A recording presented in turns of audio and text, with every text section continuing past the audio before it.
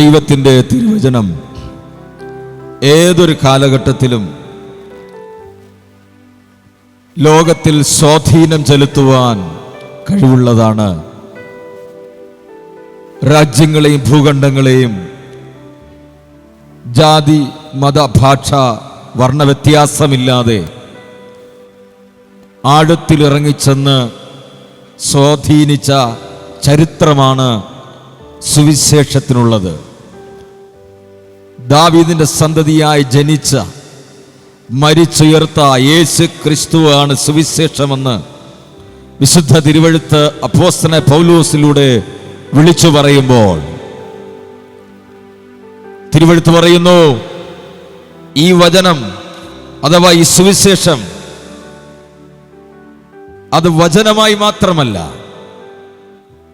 അത് ശക്തിയോടും പരിശുദ്ധാത്മാവോടും ബഹുനിശ്ചയത്തോടും കൂടെയാണ് ഈ ലോകത്ത് വെളിപ്പെട്ടു വരുന്നത്. കേവലം വാക്കുകളല്ല, അതിൻ്റെ പിന്നിൽ ഒരു ഭയങ്കര ശക്തിയുണ്ട്. അതിൻ്റെ പിന്നിൽ ഒരു സർവശക്തനായ ദൈവമുണ്ട്. അതിൻ്റെ പിന്നിൽ വ്യാപരിക്കുന്ന ഒരു ദൈവരാജ്യമുണ്ട്.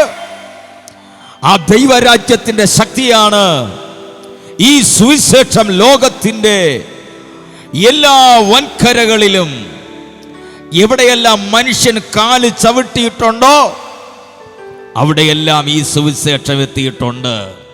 കരങ്ങൾ ഉയർത്തി ദൈവത്തിനെ ഒന്ന് സ്തോത്രം ചെയ്താട്ടെ. ഹല്ലേലൂയ. മനുഷ്യൻ എവറസ്റ്റിൽ കാല് ചവിട്ടിയെങ്കിൽ അവിടെ സുവിശേഷം എത്തിയിട്ടുണ്ട്. മനുഷ്യൻ ശൂന്യാകാശത്തിൽ കാല് ചവിട്ടിയെങ്കിൽ അവിടെ സുവിശേഷം എത്തിയിട്ടുണ്ട്. മനുഷ്യൻ ചന്ദ്രനിൽ കാല് ചവിട്ടിയെങ്കിൽ അവിടെ ഈ സത്യവേദ പുസ്തകം എത്തിയിട്ടുണ്ട്, സുവിശേഷം എത്തിയിട്ടുണ്ട്. ഹല്ലേലൂയ. ആഫ്രിക്കൻ വനാന്തരങ്ങളിൽ ഈ സുവിശേഷം എത്തിയിട്ടുണ്ട്. നരഭോജികളുടെ നടുവിൽ ഈ സുവിശേഷം എത്തിയിട്ടുണ്ട്. ഈ സുവിശേഷത്തിന് ശക്തിയുണ്ട്. ആരെല്ലാം അടിച്ചൊതുക്കുവാൻ നോക്കിയിട്ടും, കൽത്തുറുങ്കൾ അടയ്ക്കുവാൻ നോക്കിയിട്ടും, ചങ്ങലകളിൽ പൂട്ടിയിടാൻ നോക്കിയിട്ടും, ഗളച്ഛേദം നടത്തിയിട്ടും, തീവ്രമായ നിലവാരങ്ങളിൽ അരിഞ്ഞു വീഴ്ത്തിയിട്ടും, വേവിച്ചെടുത്തിട്ടും, പൊരിച്ചെടുത്തിട്ടും, എങ്ങനെയെല്ലാം മനുഷ്യനെ ശരീരങ്ങളെ തകർക്കാമോ എല്ലാം നോക്കിയിട്ടും മനുഷ്യ ശരീരങ്ങളെ തകർക്കാൻ പറ്റിയെങ്കിലും തകർക്കാൻ കഴിയാത്ത ഒന്നുണ്ട്. അത് സുവിശേഷമാണ്, അത് ദൈവരാജ്യമാണ്, അത് ദൈവശക്തിയാണ്. ഒരു 33 വയസ്സായ യേശു ക്രിസ്തു ക്രൂസിൽ ജീവൻ തന്ന് വിലയ്ക്ക് വാങ്ങിയ ദൈവസഭയെ ആർക്കും തകർക്കുവാൻ കഴിയത്തില്ല. അതതിൻ്റെ ജൈത്രയാത്ര തുടർന്നുകൊണ്ടിരിക്കും. അതേ നായകനായ ക്രിസ്തു, മണവാളനെ ക്രിസ്തു മടങ്ങി വരും വരെയും അതിൻ്റെ ജൈത്രയാത്ര സാമ്രാജ്യങ്ങളെ കീഴടക്കിക്കൊണ്ട് അത് മുന്നോട്ട് തന്നെ പോയിക്കൊണ്ടിരിക്കും. ഇന്ന് രാത്രിയിൽ ആ സുവിശേഷത്തിന്റെ ഭാഗമായി തീരുവാം ദൈവം നമുക്കൊരുക്കിയ ഭാഗ്യത്തെ ഓർത്ത് ഞാൻ ദൈവത്തെ സ്തുതിക്കുന്നു. അതെ, ഞങ്ങൾ പ്രസംഗിച്ച ദൈവവചനം നമ്മൾ കേൾക്കുന്നത് മനുഷ്യൻ്റെ വചനമായിട്ടല്ല, അഥവാ മനുഷ്യൻ്റെ വാക്കായിട്ടല്ല, സാക്ഷാലാകുന്നത് പോലെ ദൈവവചനമായിട്ട് തന്നെ. ദൈവത്തിൻ്റെ ദാസൻ ഇന്ന് രാത്രി ദൈവവചനം എഴുന്നേൽക്കുമ്പോൾ അത് കേവലം മാനുഷ്യ വാക്കുകളല്ല, സാക്ഷാൽ ദൈവവചനമാകുന്നവൻ, സാക്ഷാൽ വചനമാകുന്നവൻ ആ വചനമായിട്ട് തന്നെ, ആ വചനം ജഡമായി തീർന്നത് തന്നെ, ആ വചനം ശക്തിയോടെ ഇറങ്ങുക തന്നെ ഇന്ന് രാത്രി നമ്മൾ കേൾക്കുവാൻ പോവുകയാണ്. അത് വിശ്വസിക്കുന്നവർ കരങ്ങൾ തട്ടി ദൈവത്തെ മഹത്വപ്പെടുത്തട്ടെ. ദൈവം ഒരിക്കലും നമ്മളെ കൈവിടുന്ന ദൈവമല്ല. സ്തോത്രം. ദൈവം എപ്പോഴും നമ്മളെ സ്നേഹിക്കുന്നൊരു ദൈവമാണ്. കർത്താവ് നമ്മോട് പറഞ്ഞു അനവധി വചനങ്ങൾ, തിരുവെഴുത്തുകൾ. സ്തോത്രം. മുമ്പേ അവൻ്റെ രാജ്യവും നീതിയും അന്വേഷിക്കുകയും അതോടുകൂടി നിങ്ങൾക്കിതൊക്കെയും ലഭിക്കുമെന്ന്. ഈ ലോകത്തിൽ സ്തോത്രം തിരുവെഴുത്ത് പറയും, നമ്മൾ ഈ ഭൂമിയിലേക്ക് വന്നപ്പോൾ ഒന്നും കൊണ്ടുവന്നില്ല, പക്ഷെ തിരികെ പോകുമ്പോഴും സ്തോത്രം നമ്മൾ ഒന്നും കൊണ്ടുപോകത്തില്ല. സ്തോത്രം. അങ്ങനെയെങ്കിൽ ആ ദൈവത്തിലുള്ള വിശ്വാസമാണ് ഈ ദിവസങ്ങളിൽ നമ്മെ വഴി നടത്തുന്നത്. ദൈവത്തെ ഈ ഭൂമിയിൽ വെച്ച് എത്രത്തോളം ആരാധിക്കുവാൻ കഴിയുമോ, സ്തുതിക്കുവാൻ കഴിയുമോ, സ്തോത്രം, അത്രത്തോളം ദൈവീകമായ അനുഗ്രഹങ്ങൾ പ്രാപിക്കുവാനും സ്വർഗത്തിൽ കർത്താവിൻ്റെ കൂടെ ഇരുന്ന് കോടി കോടികങ്ങൾ ദൈവത്തെ ആരാധിക്കുവാനുമുള്ള കൃപ ദൈവം നമുക്ക് ധാരാളമായി നൽകിത്തരും. സ്തോത്രം. പാപത്തിൽ വീണുപോയ മാനവകുലത്തിൻ്റെ വിമോചനത്തിനു വേണ്ടി ദൈവപുത്രനായ ക്രിസ്തു കാൽവരി ക്രൂശിലെ യാഗമായി തീർന്നു. ദൈവത്തിനും മനുഷ്യർക്കും ഏകമധ്യസ്ഥനായ യേശു ക്രിസ്തു ഈ ഭൂമിയിലേക്ക് വചനം ജഡമായി തീർന്നവനായി ഇറങ്ങി വന്ന്, സ്തോത്രം, നമുക്ക് വേണ്ടി, സ്തോത്രം, പാപത്തിൻ്റെ ശിക്ഷാവിധികൾ ഏറ്റെടുത്തുകൊണ്ട് കാൽവരിയിൽ തൻ്റെ അവസാനത്തുള്ളി രക്തം വരെ ഊറ്റിത്തന്ന് നമ്മോട് കാണിച്ച മഹാസ്നേഹത്തെ ഓർത്ത് ഞാൻ ദൈവത്തെ സ്തുതിക്കുന്നു. ഹല്ലേലൂയ. തിരുവെഴുത്ത് പറയുന്നു, നീതിമാൻ വീണാലും നിലം പരിചാകയില്ല എന്ന് തിരുവെഴുത്ത് പറയുമ്പോൾ ദൈവത്തിൻ്റെ പൈതലെ, നിന്നെയും എന്നെയും താങ്ങി നിർത്തുന്ന ഒരു ദൈവത്തിൻ്റെ കൃപയത്രേ തിരുവെഴുത്ത് പറയുന്നു. നാം നിന്നതല്ല, ദൈവം നമ്മെ നിർത്തിയതത്രേ. ഹല്ലേലൂയ. ഹല്ലേലൂയ. നമ്മെ കരുതുന്നൊരു ദൈവമുണ്ട്, നമ്മെ മാനിക്കുന്നൊരു ദൈവമുണ്ട്. സ്തോത്രം. അതേ സ്തോത്രം. ആ പുതിയ നിയമത്തിൻ്റെ 1-ാം പുസ്തകമായ മത്തായി സുവിശേഷത്തിൽ നമ്മൾ വായിക്കുന്നത് യേശുക്രിസ്തുവിൻ്റെ വംശാവലി എന്ന് രേഖപ്പെടുത്തുന്ന 1-ാമത്തെ വചനത്തിൽ രേഖപ്പെടുത്തുന്നു ദാവീദിൻ്റെ സന്തതി എന്ന്. അബ്രഹാമിൻ്റെ പുത്രനും ദാവീദിൻ്റെ സന്തതിയുമായ യേശുക്രിസ്തുവിൻ്റെ വംശാവലി. ഹല്ലേലൂയ. എന്നെയും നിന്നെയും സ്നേഹിക്കുന്ന ഒരു ദൈവത്തിൻ്റെ പദ്ധതി, ആ ദൈവത്തിനൊരു അഡ്രസ്സ് പറയണമെങ്കിൽ ഈ ഭൂമിയിൽ ജനിച്ചു വളർന്ന, അല്ലെങ്കിൽ വീഴ്ചകളും താഴ്ചകളും വന്നുപോയ 2 മനുഷ്യരെ എടുത്തുയർത്തി തമ്പുരാൻ രേഖപ്പെടുത്തി, തിരുവെഴുത്ത് രേഖപ്പെടുത്തി വെച്ചു. അബ്രഹാമിന്റെയും ദാവീദിന്റെയും സന്തതിയായ യേശുക്രിസ്തുവിന്റെ വംശാവലി. ദൈവമേ, എന്നെയും നിന്നെയും താങ്ങി നിർത്തുന്ന ദൈവത്തിന്റെ കൃപയാണ്. താണുപോയ, വീണുപോയ, തേജസ് നഷ്ടപ്പെടുത്തിയ മാനവകുലത്തെ സ്നേഹിക്കുന്ന ഒരു ദൈവത്തിന് പറയാനൊരു അഡ്രസ്, അത് അബ്രഹാമിന്റെയും ദാവീദിന്റെയും സന്തതി എന്നാണ് രേഖപ്പെടുത്തിയിരിക്കുന്നത്. ഹല്ലേലൂയ. നമ്മുടെ ജീവിതത്തെ താങ്ങുന്ന ഒരു ദൈവമുണ്ട്.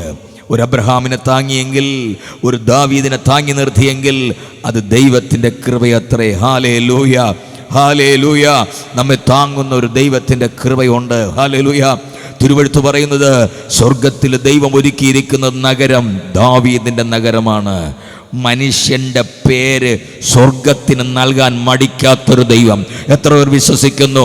സ്തോത്രം. ഹല്ലേലൂയ. ആരെല്ലാം എന്തെല്ലാം കുറ്റം പറഞ്ഞാൽ ഒരു കാര്യം ഉറപ്പാ, സ്വർഗത്തിൽ ഞാനും നിങ്ങൾ കാലി ചവിട്ടുമ്പോൾ അവിടെ പറയുന്ന പേരത് ദാവീദിന്റെ നഗരം. Praise the Lord. ഹല്ലേലൂയ. നമ്മെ സ്നേഹിക്കുന്ന ഒരു ദൈവമുണ്ട്, കരുതുന്ന ഒരു ദൈവമുണ്ട്. വിശുദ്ധ വേദപുസ്തകത്തിൽ അപ്പോസ്തലൻ പൗലോസ് രേഖപ്പെടുത്തി, കൃപയാലല്ലോ വിശ്വാസം മൂലം നാം രക്ഷിക്കപ്പെട്ടത്, അതിനും പ്രവൃത്തികൾ കാരണമല്ല എന്ന് വരുമാറ് ദൈവത്തിൻ്റെ ദാനമത്രയാകുന്നു. ഉയരത്തിലെ പിതാവായ ദൈവം നീതീകരിച്ച, മനുഷ്യന്റെ നീതീകരണത്തിന് വേണ്ടി നീതീകരിച്ച ഒരൊറ്റ പ്രവൃത്തിയേ ഉള്ളൂ. അത് കാൽവരി ക്രൂശിൽ 3 ആണികൾ തൂങ്ങപ്പെട്ട യേശു എന്ന മനുഷ്യപുത്രന്റെ ആ പ്രവൃത്തി മാത്രമാണ് സ്വർഗത്തിൽ നീതീകരിക്കപ്പെട്ടത്. ഹല്ലേലൂയ. എത്ര പേർ വിശ്വസിക്കപ്പെടുന്നു? യേശു മരിച്ചപ്പോൾ ഞാനും നിങ്ങളും അവനിൽ ഉണ്ടായിരുന്നു. ഹല്ലേലൂയ. യേശു അടക്കപ്പെട്ടപ്പോൾ ഞാനും നിങ്ങളും അവനിൽ ഉണ്ടായിരുന്നു. യേശു ഉയർത്തപ്പെട്ടപ്പോൾ ഞാനും നിങ്ങളിൽ അവനുണ്ട്. ഹല്ലേലൂയ.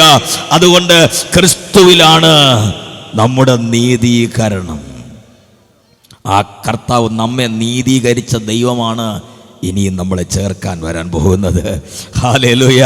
ഹല്ലേലൂയ. മനുഷ്യൻ നീതീകരിച്ചതല്ല, ദൈവം നീതീകരിച്ചത്. ഹല്ലേലൂയ. ഹല്ലേലൂയ. ഒരു പ്രവൃത്തികളും ദൈവത്തിന്റെ സന്നിധിയിൽ അത് നീതീകരണമല്ല. മനുഷ്യന്റെ നീതി പ്രവൃത്തികൾ ദൈവത്തിന്റെ സന്നിധിയിൽ കറ പുരണ്ട തുണി പോലെ എന്ന് വിശുദ്ധ വേദപുസ്തകം പറയുമ്പോൾ, നമ്മെ നീതീകരിച്ച ഒരുവൻ സ്വർഗത്തിൽ മധ്യാകാശത്തിൽ ഇറങ്ങി വരുവാൻ കാലമായി. അതെ, ആ കർത്താവിങ്കിലേക്ക് നോക്കിയവർ, അവങ്കിലേക്ക് നോക്കിയവർ രക്ഷപ്പെടുവാനിടയായി തീരും. ആ കർത്താവിങ്കിലേക്ക് നമുക്ക് നോക്കി കാത്തിരിക്കാം. ഹല്ലേലൂയ. സ്തോത്രം. ഹല്ലേലൂയ. എവിടെയും അതേ കർത്താവിനോട് കൂടെ നിൽക്കാൻ, കർത്താവിൻ്റെ സന്നിധിയിൽ ഏൽപ്പിച്ചു കൊടുക്കുവാൻ. സ്തോത്രം. എപ്പോഴും കുറച്ച് പേര് കർത്താവിൻ്റെ കൂടെ കാണും, ഹല്ലേലൂയ, ഹല്ലേലൂയ. യേശു ഒരു സഹോദരിയെ നോക്കിയിട്ട് പറഞ്ഞു, മകളെ, നിന്റെ പാപം മോചിച്ചിരിക്കുന്നു. എന്താ യേശു പറഞ്ഞതിൻ്റെ കാരണം? അവളുടെ അനവധിയായ പാപം യേശു അവളിൽ നിന്ന് മോചിച്ചു കൊടുത്തു. ശിഷ്യന്മാരെ നോക്കി പറഞ്ഞു, നിങ്ങളിലെല്ലാവരെക്കാളും അധികം അവൾ എന്നെ സ്നേഹിച്ചു. അതിന് യേശു പറഞ്ഞ കാരണം, അധികം മോചിച്ച് കിട്ടിയവൾ അധികം സ്നേഹിക്കുന്നു. നമ്മളിൽ പലർക്കും സ്നേഹം കുറഞ്ഞതിൻ്റെ കാരണമെന്തെന്ന് ഞാനിനി പറയണ്ടല്ലോ. ദൈവത്തോട് ആർക്കെങ്കിലും സ്നേഹം കുറഞ്ഞെങ്കിൽ അതിൻ്റെ കാരണം പറയണ്ട. ആ സഹോദരി നോക്കി യേശു പറഞ്ഞു, അധികം മോചിച്ച് കിട്ടിയവൾ അധികം സ്നേഹിക്കുന്നു. കർത്താവിനെ അധികം സ്നേഹിപ്പാൻ, ഹല്ലേലൂയ, ഒരു മുടിയൻ പുത്രൻ എന്ന് നമ്മൾ പ്രസംഗിക്കുന്ന ഒരു ചെറുപ്പക്കാരൻ അതേ കർത്താവിൻ്റെ കൂടെ അല്ലെങ്കിൽ പിതാവിൻ്റെ കൂടെ, പിതാവ് ഒരുക്കിയ സദ്യയിലേക്ക്, ആ സന്തോഷത്തിലേക്ക് പ്രവേശിച്ച് ഒരുത്തൻ സന്തോഷിക്കുമ്പോൾ പ്രവൃത്തിയിൽ മാത്രം ആശ്രയിച്ച് നിന്നവൻ, അതേ പുറത്തു നിന്ന് അപ്പനോട് കയർക്കുന്നവൻ, സഹോദരനെ കുറ്റം പറയുന്നവൻ, സഹോദരന്റെ പാപപ്രവൃത്തികളെ വിളിച്ചു പറയുന്ന ഒരുവൻ പുറത്തു നിൽക്കുമ്പോൾ അകത്ത് കയറി ദൈവിക സന്തോഷത്തിൽ കിടക്കുന്ന, ദൈവത്താൽ നീതീകരിക്കപ്പെട്ട ദൈവമക്കൾക്കായി ഞാൻ ദൈവത്തെ സ്തുതിക്കുന്നു. ഇന്ന് രാത്രിയിൽ നമുക്കും ആ സ്വർഗീയ പ്രവേശനം ധാരാളമായി ലഭിക്കും. കർത്താവിൽ ആശ്രയിച്ചാൽ, ആ ക്രിസ്തുവിൽ ആശ്രയിച്ചാൽ, നമ്മുടെ പാപവിമോചകനായ യേശു ക്രിസ്തുവിൽ ആശ്രയിച്ചാൽ, എൻ്റെ സ്വന്തം നീതിയിലല്ല, എൻ്റെ യേശു ക്രിസ്തുവിന്റെ നീതിയിൽ ഞാൻ ആശ്രയിക്കുന്നു, അവന്റെ പ്രവൃത്തിയിൽ ആശ്രയിക്കുന്നു എന്ന് എത്ര പേർ ആശ്രയിക്കുമോ അവർക്ക് ആ സ്വർഗീയ പ്രവേശനമുണ്ട്. ഇന്ന് രാത്രി സ്വർഗീയ പ്രവേശനത്തിനുള്ള ആ സ്വർഗീയമായ അനുഭവങ്ങളെ കുറിച്ചാണ് ഇന്ന് രാത്രി നമ്മൾ കേൾക്കുവാൻ പോകുന്നത്.